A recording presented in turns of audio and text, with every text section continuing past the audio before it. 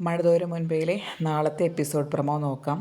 വൈജയുമായി സന്ധി സംഭാഷണത്തിന് എല്ലാവരും ശ്രമിച്ചെങ്കിലും യാതൊരുവിധ കാരണവശാലും വൈജ അതിന് തയ്യാറായില്ല. അവസാനം വൈജയുടെ വീട്ടിൽ നിന്നും കുട്ടികളെല്ലാവരും കൂടി തിരിച്ച് കടപ്പാട്ടൂർക്ക് പോവുകയാണ്. അപ്പോൾ ലാസ്റ്റ് എന്നുള്ള രീതിയിൽ വൈജ പറയുന്നത് ഒന്നുകിൽ അലീന അല്ലെങ്കിൽ വൈജ, ഇതിലൊരാൾ മാത്രമേ ആ വീട്ടിലുണ്ടാകാൻ പാടുള്ളൂ, അങ്ങനെയാണെങ്കിൽ മാത്രം ഞാൻ തിരിച്ചു വരാം എന്ന് പറഞ്ഞിട്ടാണ് വൈജ അവരെ യാത്രയാക്കുന്നത്. അങ്ങനെ വീട്ടിലെത്തിക്കഴിഞ്ഞ ഉടനെ കാറിൽ നിന്ന് ഇറങ്ങണേക്കാൾ മുന്നേ അലീന പറയും, ഞാൻ പോകാം, ഞാൻ പോകുന്നതാണ് ഏറ്റവും നല്ലത്. അപ്പം ബബിത പറയുന്നുണ്ട്, ചേച്ചി പോവാമെന്നാണോ ചേച്ചി പറയുന്നത് എന്ന് പറഞ്ഞ് ബബിത അലീനയെ നോക്കുന്നുണ്ട്. അങ്ങനെ ഇവരെ സ്വീകരിക്കാൻ വേണ്ടി ബാലചന്ദ്രൻ ഉമ്മറത്ത് തന്നെ നിൽക്കുന്നു. ആ ബാലചന്ദ്രനോട് ബബിത പറയും, അച്ഛ, അമ്മ ഇങ്ങനെ ഇപ്പോഴും പഴയ കണ്ടീഷനിൽ മീതി തന്നെയാണ് നിൽക്കുന്നത്.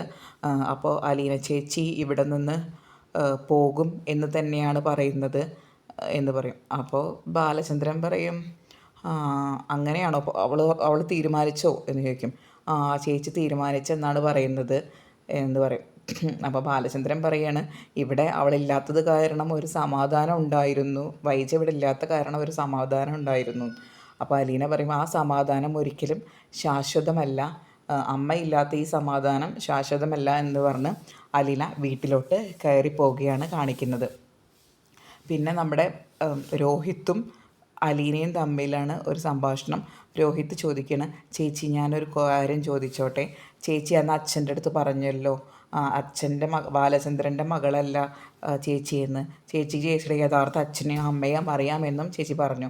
അത് ശരിക്കും വാസ്തവമാണോ അതോ കള്ളം പറഞ്ഞതാണോ? അപ്പോൾ നമ്മൾ അലീന പറയാണ്, ബാലചന്ദ്രമേനോനല്ല എൻ്റെ അച്ഛൻ, പക്ഷേ നിനക്കിപ്പോൾ ഒരു സംശയമില്ലേ നമ്മൾ തമ്മിൽ രക്തബന്ധമുണ്ടോയെന്ന്? എന്നാൽ ആ സംശയം ഞാൻ തീർത്തു തരാം. നമ്മൾ തമ്മിൽ രക്തബന്ധമുണ്ട്, പക്ഷേ ബാലചന്ദ്ര മേനോനല്ല എൻ്റെ അച്ഛൻ. ഇത് കേട്ടിട്ട് നമ്മുടെ രോഹിത്ത് ആകെ ഞെട്ടി നിൽക്കുകയാണ്. രക്തബന്ധം ഉണ്ടോയെന്ന് ചോദിച്ചാൽ രക്തബന്ധമുണ്ട്, പക്ഷേ ബാലചന്ദ്ര മേനോനല്ല അച്ഛൻ. അങ്ങനെ രോഹിത്ത് കൺഫ്യൂഷനിലാണ് നിൽക്കുന്നത്. അലീനയുടെ കഥ വളരെ നേരത്തെ തന്നെ അറിയാൻ നിങ്ങൾ ഈ ചാനൽ ആദ്യം സബ്സ്ക്രൈബ് ചെയ്യുക. വീഡിയോ ഇഷ്ടപ്പെട്ടെങ്കിൽ ലൈക്ക് ചെയ്യാനും മറക്കരുത്.